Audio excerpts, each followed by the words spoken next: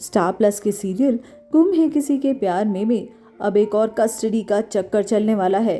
जी हाँ, सई अब सीधे कोर्ट कचहरी करेगी विराट और पाखी के खिलाफ।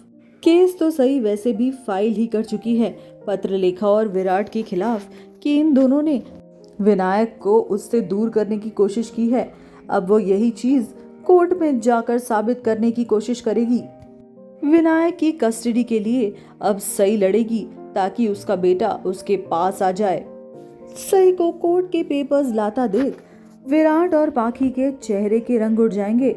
इनफैक्ट घर में सभी ये चीज देखकर बहुत दंग रह जाएंगे कि आखिर सई ने इतना बड़ा स्टेप कैसे उठा लिया। काकू भी ये बात देखकर बहुत हैरान रह जाएगी क्योंकि बात उनके रेपुटेशन पर फिर आ जाएगी। हाल ही में पत्रलेखा विनायक को लेकर विदेश जाने के लिए फरार हो गई थी और इस बात से परेशान सई ने जाकर पुलिस कंप्लेन की थी पत्रलेखा और विराट दोनों के खिलाफ, क्योंकि सई को पूरा यकीन है कि पत्रलेखा के इस कदम में विराट भी उसका साथ दे रहा है। इसलिए अब की बार वो विराट को कोई चांस नहीं देना चाहती। उसे ये यकीन हो गया है कि विराट हमेशा से पत्रलेखा की तरफ ही था और हमेशा उसी की तरफ रहेगा। विनायक सई का बेटा है, ये बात सई ने अब सभी घर वालों को बता दी है और इस बात को सुनकर सभी घर वाले बहुत खुश भी हैं। खुशी इस बात की कि विनायक उन्हीं के घर का चिराग है, लेकिन पत्रलेखा विनायक की मां होने के नाते बहुत इनसिक्योर्ड है।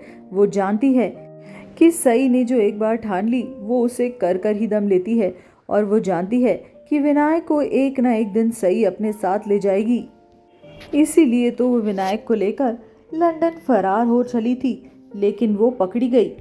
पत्रलेखा और घर में किसी ने सोचा भी नहीं होगा कि सई ऐसा कदम उठा लेगी, लेकिन असली ड्रामा तो शुरू होगा इसके बाद, क्योंकि भवानी सई की तरफ एकदम पिघल जाएगी। सई को रोक करके वो सई से कहेगी, हमसे इस घर के चिराग को दूर मत कर, आखिर तू और सभी भी इसी घर का हिस्सा है। अब इससे तो एक बात साफ साफ जाहिर होती है, काकू सई को वापस घर आने के लिए कहेगी और इस बात से सभी लोग बहुत परेशान हो जाएंगे। सभी लोग ही क्यों, ये बात तो सई को भी कुछ खास समझ नहीं आएगी। ये बात उसको हजम ही नहीं होगी कि काकू उससे इतने प्यार से कैसे बात कर रही है।